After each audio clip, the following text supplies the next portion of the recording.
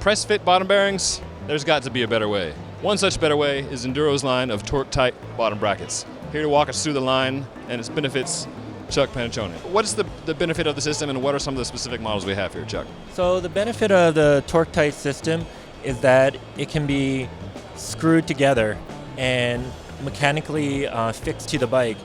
The problem with current press-fit system is that each cup can rock, so the bearings can get out of alignment, and it also causes excessive wear on the frame from the moving parts.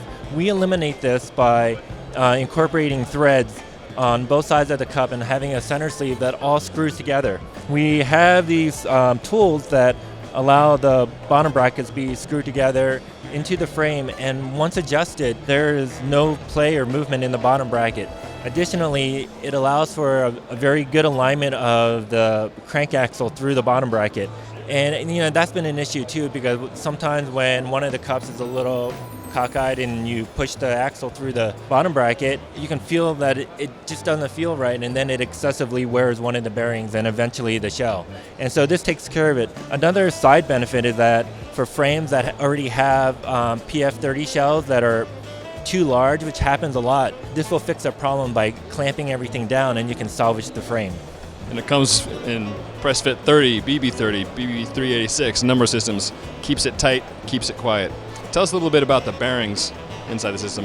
You're one of the very few companies that makes your own bearings. Yes, so we have two different bearing offerings. One is just a 440C stainless. We actually developed that for the European market because it's corrosion resistant, very tough, and it has low maintenance too. The other bearing that we have is our XD15. That's a nitrogen steel bearing made, and the metal from the south of France. We make that all in-house, down from the races to the shells to even the retaining clips. We make everything in-house. And the reason why we do that is we want to have the maximum control of quality of the bearing. Additionally, they're angular contact bearing.